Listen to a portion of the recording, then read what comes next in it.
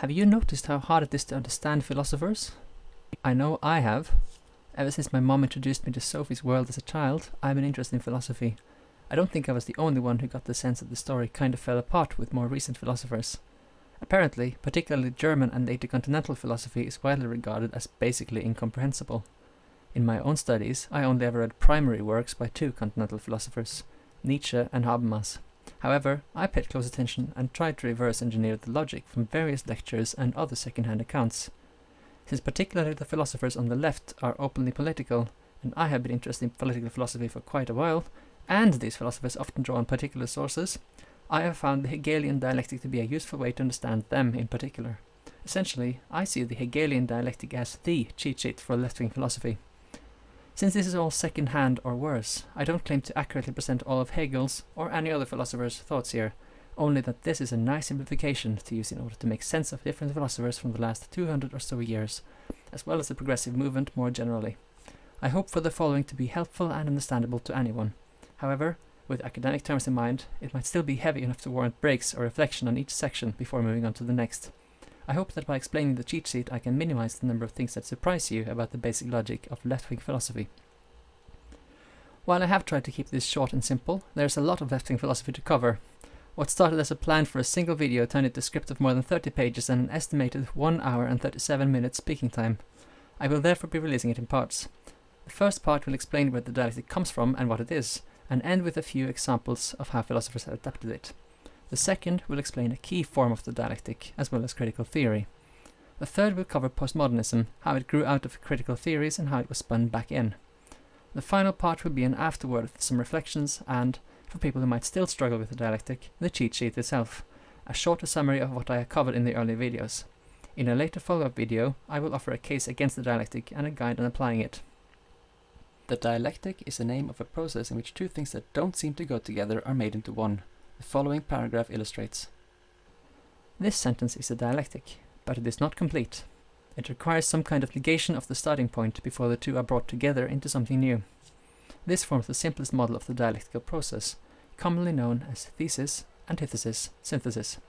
As you may have caught on to then, it wasn't actually the sentence that was the dialectic, but this entire paragraph. To make it easier, here's another example. Person 1. I am great at football. That's a thesis. Person 2. I think you're pretty bad at football. This is the antithesis. Later, after talking about what they meant, Person 2. Oh, so you were talking about understanding the rules of football and not about playing it. That's the synthesis. Since the dialectic involves some kind of contradiction, two things that on the face of it can't both be true at once, the road to synthesis usually involves a change in how we think about the topic. In the paragraph example, the starting thesis, that a sentence is the dialectic, is expanded to be about the paragraph instead. With the football example, it turns out that they meant different things by football, with one referring to playing the game and the other referring to knowing its rules. This kind of change of frame for the original thesis is a common way for the dialectic to be solved. It is a generally useful way to organize your thoughts, and it's a lot older than Hegel, though it was only formalized in this way fairly recently. I have heard that the names thesis, antithesis, and synthesis originated with Kant. Hegel used different words for the process and applied it to a lot more than the organization of thoughts. Before we get to Hegel proper though, a basic familiarity with Descartes and Kant is required. Descartes is most famous for the statement cogito ergo sum, often translated as I think, therefore I am. This is what he ended up with after doing a thought experiment called radical doubt. In this experiment, he would reject all knowledge he did not have absolute certainty about. The senses sometimes betray us, so they are not certain. Math may be a construct by what has since been called the Cartesian demon, which deceives us into thinking math is certain. You get the idea. He was very strict about this. The only thing he was certain about was his own existence. Philosophers generally want to build on certainty, so this was a major problem. Descartes tried to solve this problem in a strange way by observing that his doubt allowed him to imagine a being without these doubts, a perfect being, or God. A perfect being could not be imagined if it did not exist, and it would also be fundamentally good. Therefore it would serve as a guarantor of the certainty of math and the world experienced through the senses. My sense when learning this about Descartes was that there were problems with his logic, which undermined its alleged certainty, and you can probably point to some yourself. That is not the point here. The point is what his thought experiment started. Through it, Descartes became a key figure in the debate between rationalists, who regarded reasoning to be a source of knowledge ahead of experience, or a priori, and empiricists, who regarded reasoning as fallible, just like experience, and therefore defer to experience a posteriori. Many consider Kant's contribution to this debate to have marked its endpoint, about 150 years after Descartes' thought experiment was published. Kant made the now established distinction between the thing as I see it and the thing as it is, and concluded that the thing as it is outside of the world of experience. He also concluded that reasoning gives reliable knowledge, but not of the world as it is, rather as it makes sense to us. Subjective experience can become objective by being connected to a set of assumptions we cannot help but to make, such as that time flows. The scholarly term for these assumptions is synthetic a priori. In this view, objective does not mean true about the world as it is, but true about the world as it makes sense to us. This is a key distinction, since it opens up space for ideas like those of the psychoanalysts, who analyze what people have previously thought, for example about the constellations of stars in astrology, or religion, to see how the world makes sense to us, as a kind of study of human nature. It is also key because true about the world as it makes sense to us did not satisfy everyone. The Romantic movement took this to mean that reasoning and making more sense constituted moving further away from the world as it is. They therefore largely rejected reasoning, since they wanted to be a part of the world, not just of what makes sense. Meanwhile, Kant said something to this effect, that the mission of philosophy was to create new assumptions we cannot help but to make, new things that were synthetic a priori. Later philosophers would take this to heart, for our purposes, starting with Hegel. As noted earlier, the thesis-antithesis-synthesis structure was apparently coined by Kant, who regarded it as a useful way to organize thought. Hegel essentially made the case for this structure as a fundamental force operating in the world, that at least practically everything followed at least basically this model. His words for the dialectic, in the same pattern as Kant's, were abstract, negative, concrete. It is meant to describe how things become real. On the larger scale, this was the idea that history moved dialectically, that history was the story of consciousness becoming God through reason, of how God is becoming real.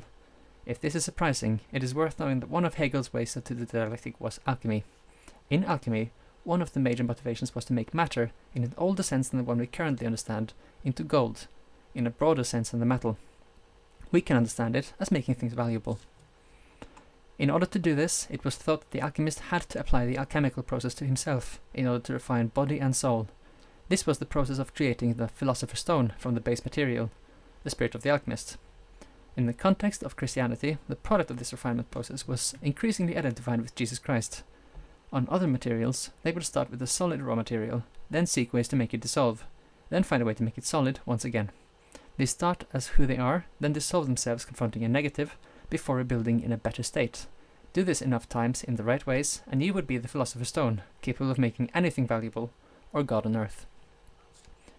We can understand this large-scale dialectic as consciousness as such undertaking this alchemical process like the alchemists, until the end point is reached. Then it looks back on how it got there and understands it all as critical for it to reach Godhead. Critical is a common translation of Hegel's Notwendigkeit, but an alternative is necessary. Critical is used in much of the philosophy that followed under the name critical theory, where it constitutes a play on words. It is critical in other senses as well. Nonetheless, the dialectic can be understood as his, God's, story. Variations on this idea are known as historicism, with varying degrees of reference to the dialectic. More concretely, Hegel's take on the dialectic was a response to the quandary of Romanticism. Do we really move away from the world by trying to make sense? No, Hegel argued, because our subjective experience is in a dialectical relationship to the world. The subject, as it was, interpreted and acted on the object, the thing in itself, thereby changing both. This could be viewed from either side, with the subject as negative to the object or vice versa, but either way the encounter with the negative eventually transformed its other, a term we will come back to, into a higher state. Thus, one could embrace reason without moving away from reality, by doing things in reality. In this respect, the dialectic is more like a circular model indicating mutual influence, which is something it has in common with the hermeneutic circle. In hermeneutics, this circle is used to illustrate the way a reader understands a text based on the pre-existing, abstract understanding. Through engagement with it and its occasional negations of the pre-existing understanding, the understanding becomes more concrete. This circle is also used to illustrate how a line in the text is understood in relation to the greater whole, the context. The hermeneutic circle is a helpful visual aid in understanding Hegel's dialectic between people too. Simply replace text with subject and context with other subjects. In the hermeneutic tradition, the notion of text eventually expanded to encapsulate everything, as it is experienced as carrying information that invites the hermeneutic and, as you can see, dialectical process to continue.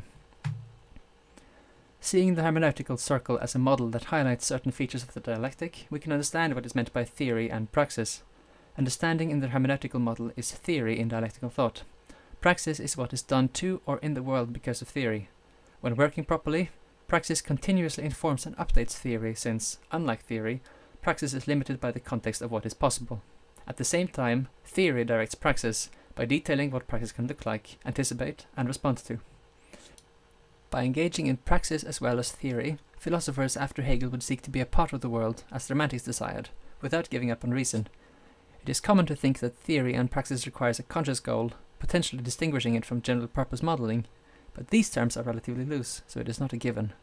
One might also ask what distinguishes a conscious goal from an unconscious goal, but I think this largely misses the key distinction here, which I think is between descriptive and prescriptive use of the terms. Read descriptively, theory and praxis are things humans do all the time anyway. In this sense, it is not something you do because you want to be a part of the world, but something you do because there is no other alternative and you have to do something. In this reading, there is no difference between a model and a theory, and it merely describes the relationship between our models and life, at most providing a language through which philosophy can speak to this, if we follow Kant, inescapable aspect of life. Read prescriptively, theory and praxis can be avoided. This seems to be how it was coined in the Hegelian tradition, as something that is necessary to work out contradictions in one's own consciousness, which specifically transforms social life. In other words, if it does not transform social life, it isn't a praxis. And you should engage in praxis because praxis is what distinguishes humans from animals, precisely because it is conscious. This is how the term was picked up by Marx, among others. The claim that praxis is uniquely human may be found in both descriptive and prescriptive use, but that it has to transform social life to be praxis is specific to the prescriptive reading. Finally, for this topic, we may note that the prescriptive sense of theory and praxis is analogous to the alchemist pursuing spiritual refinement by applying alchemy to himself. Praxis is the catalyst for spiritual transformation into higher forms. If you hear people talk about the need to do the work, prescriptive praxis is what they are talking about. Hegel wrote a famous passage about what happens when subjects meet that has since been termed the master-slave dialectic. Unfortunately, the ambiguity of Hegel as a writer shines through, and speaking from personal experience, even the Wikipedia entry on this passage is close to incomprehensible. There were years between when I first looked at it and when I started to work it out. With help from video games, obscure academic passages and literature about Habermas, I now consider it a key to a lot of what followed. Understanding it as I do, you can summarize the key contribution of thinkers like Derrida as simply as this. The master-slave dialectic applied to paired words like man and woman, normal and abnormal, or presence and absence. Before I go into what it is, you may recall that for Kant, experience could be transformed into objective knowledge about the world as it makes sense to us, by connecting it to assumptions we cannot help but make. This remains the case with Hegel, with a caveat. It is temporary knowledge, as it goes into the dialectical process and continually co-creates the next things that can be known as things are brought to higher levels. Moreover, in Hegel's model, which also draws on Rousseau's thoughts on democracy for the general will of the people, subjects who recognize each other as equals effectively become a single subject. As a subject, they will essentially be on the same page with regard to temporary knowledge and will have the same general will. Therefore, they act as one. That many subjects can be one subject is immediately important, since the master-slave dialectic concerns the encounter between two subjects. Definitionally, they do not recognize each other as equals, therefore they struggle. That one subject harbors one general will is not immediately important, but it ties back to the dialectic at the greater scale, as once all subjects are one, it will be God by virtue of its general will. That this was thought to be mediated by reason points forwards to the critical theorists, and a lot of what developed in the wake, which we will return to later. The struggle between the two subjects can go on for some time, but sooner or later it comes to a close. If they still don't recognize each other as equals, one will come out the victor, and be put in a position to dominate and otherwise exploit the loser. These are generally referred to as master and slave respectively, but oppressor and oppressed works just the same. With that, the connection to much of later left-wing philosophy should already be made clear to some, but there is more to this dialectic. The master subject enthralls the slave, forcing him to function in a world built by and for the master. This initiates dialectical processes which cause the slave to create and attain knowledge of the master's world, while simultaneously experiencing the world from the position of slave, serving not only himself but also another master. This makes the slave learn not just of his own position and what he requires, but also what the master requires, and gains him an insight the master cannot, or will not, get. At the same time, the master subject is in position to decide what is accepted as objective knowledge, and is under no obligation to listen to the slave's experiences. Thus, through this dialectical logic, the master forces the slave to create and maintain a world for the master's benefit. The master attempts to turn the slave into an object that can be used to get what the master wants, an object that, after all, is incapable of independent action. The slave is dominated, but paradoxically, the bondage situation leaves the master subject without the experience of the work the slave has to do in his stead. Thus, the master is dependent and in a sense trapped, just as the slave is, though in a much more pleasant situation on the surface, which motivates the preservation of this state of affairs. This status quo. Neither is truly free, and the dialectic cannot continue before they recognize each other as equals.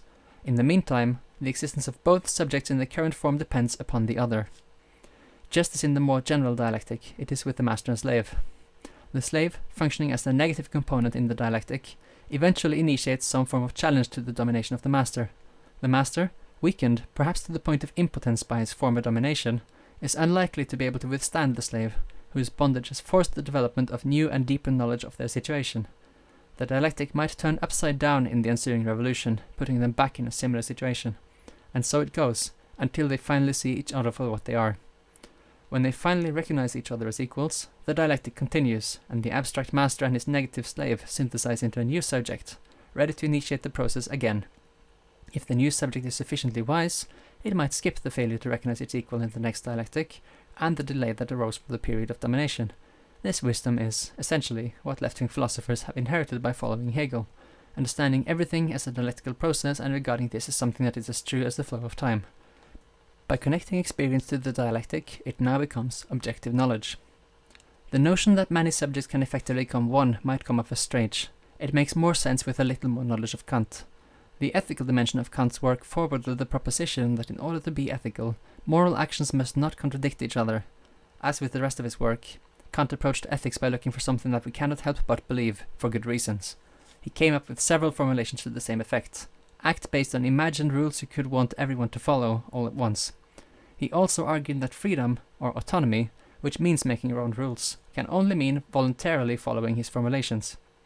With these formulations, Kant tried to make reason the arbiter of right and wrong. When people are persuaded to follow his ethic, it is easy to think that the later actions would be compatible, and that they would, in that sense, act as one. The Hegelian dialectic builds on Kant's work in this way as well. Reason is the force that makes all subjects become one, since it avoids self-contradiction. If it is true at all, why would it not encapsulate all subjects, allowing them all to become as one? And what is the limit to that if not becoming God? This logic was powerful and persuasive. It was also a very ambitious project. With the dialectic of history, an immediate follow-up was the question of what the subjects along the way were. Since I haven't read Hegel myself, I will be careful with this question as far as it concerns him. What I have understood, though, is that he considered the state as the manifestation of the divine ideal on earth. This suggests a view of the states as a subject in the dialectic, the concrete, temporary end result of the dialectic where abstract ideals encounter reality. This also indicates that at one point, the end result would be the perfect state, at least if reason would produce God. In a perfect state, where everyone acts autonomously according to reason in everything at all times, the singular subject will have become God, in the perfect, all-encompassing state, heaven. All it takes to get there is for everyone to be on the same page. Is it a surprise, then, that Hegel is known as a philosopher of totalitarianism? All the same, his ambitious and ambiguous work has inspired just about all continental philosophy since then. I will consider a few examples of them to give you an idea, very briefly. In his work, Marx at one point said he had turned Hegel on his head. This is a simple way to put it. He took Hegel's historicism of consciousness and reason and said it was about material conditions. Instead of culminating in a perfect state, it ends with a global, stateless society. Marx places the dialectic between material conditions and culture and says that the former plays the role of the negative, that is, it determines when things change. Instead of regarding the state as the manifestation of the divine ideal on earth, he sees a master-slave dialectic between the capitalist master and the worker-slave, all around the world. It is still a matter of necessary, or critical, developments, which led Marx to describe it as scientific. Nietzsche largely does his own thing, but a philosopher tells me that Nietzsche referenced and criticized Hegel in subtle ways. Most importantly with the observation that it isn't necessary, but more like possible, that what Hegel thought inevitable was but one of many ways things could go. Things can still seem inevitable and necessary in hindsight, but that does not mean they actually are. For Nietzsche then, The dialectic becomes a fluke when it moves from reflecting on the past to speculating about the future. With this in mind, his philosophical system of will to power can be translated to dialectical terms. Each will to power, which is one thing as it can be noticed, for example as an atom or a molecule, constitutes one subject. The wills to power collide in a myriad of ways, as they sometimes align into greater subjects and sometimes fall apart. In the Nietzschean model, reason might be understood as one will to power among many, and not necessarily the most powerful or able to unite all subjects. Nietzsche's analysis of master and slave morality was probably done as a kind of response to the master-slave dialectic. Nietzsche basically argues that the slaves delude themselves into thinking strength and pursuing what you want are evil, vices. The slaves would speak in terms of good and evil. By contrast, the Aryan, meaning spiritually rich, masters, would look at what the slaves are doing as folly, and would see the world in terms of what is good for me and what is bad for me. Good and bad, not good and evil. He also saw slave morality as fundamentally destructive, because it looks at what masters do to orient itself, by saying that what the masters choose to do, what is good for me, is evil. This self-denial, dubbed asceticism by Nietzsche, is what would ultimately give rise to nihilism, that is, the pursuit of nothing. To reiterate, Nietzsche largely does his own thing, even when he references the dialectic. He also both praised and criticized everything, including slave morality, which he thought might have trained people to make and keep promises. In the dialectical view, nothing lasts forever, except maybe the dialectic itself. When Sartre says that existence precedes essence, and that we who exist make a choice in how we create our essences, this can be translated quite simply into this: we exist in the dialectic, and the things we choose to pursue play a role in its future development. Existentialists generally follow the Nietzschean perspective that the specific terms of the dialectic are not necessary, except maybe in hindsight. I also got the impression from a lecture at one point that Sartre reviewed friendship in light of the master-slave dialectic, and concluded that friendship between masters and slaves was not possible, or at least not true friendship. This was because of the power imbalance between the two subjects. As we exist in the dialectic, from the perspective of any subject, we encounter an other. This other is a subject, or at least like a subject, taking the position as our dialectical opposite. The hermeneutic circle may make this easier to understand. The other breaks into the world as it makes sense to you and shakes it up, and forces you to develop a new understanding with the other in it. Taking care of the problem posed by the other, by the antithesis to your order, is an unavoidable and perpetual responsibility. By responding to the other in a proper way, many of the more phenomenologically inclined philosophers, with Levinas at the forefront, put the ethical responsibility in the encounter with the other at the bottom. It is an infinite and involuntary responsibility in this view. Here, the other is essentially the closest thing in existence to God, and should be treated with appropriate respect. The other is also of the same nature as yourself, as dialectical equals. Recall that the dialectic leads towards the realization of God.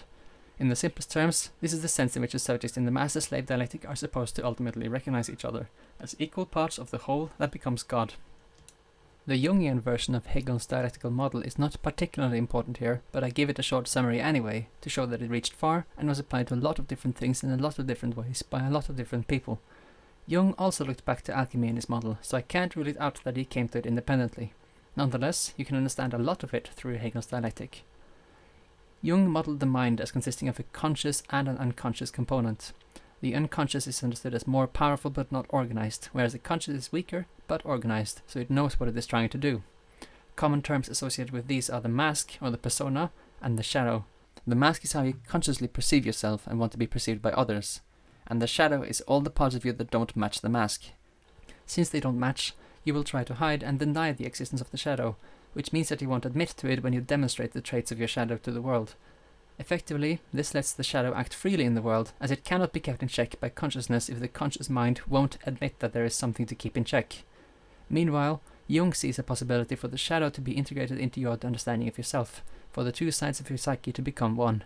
This process is dialectical, and the end product, which is purely speculative, is the self, which Jung identified with God. Thanks for watching. This is the end of part 1. I hope you now have a grasp on what the dialectic is and where it comes from. In part 2, I will tell you about critical theory and how the dialectic was used and developed by critical theorists. Then I will explain postmodernism and how it fits into the bigger picture of left-wing philosophy in part 3. Part 4 will offer some reflections and a summary, and later down the line I will share a case against the dialectic. If you have been wondering about sources, let me remind you that this was a product of reverse engineering. Still, you will find a link to a document with a list of notable sources in the description. If this series has piqued your interest, I recommend subscribing, and so on, so you will get notified and I will get an idea of how much time I should spend on YouTube. If you want to look behind the scenes, you can find me on Twitter. And if you have some tips for improvement, please share them in any way you would like. Thank you again for watching. You will see me around.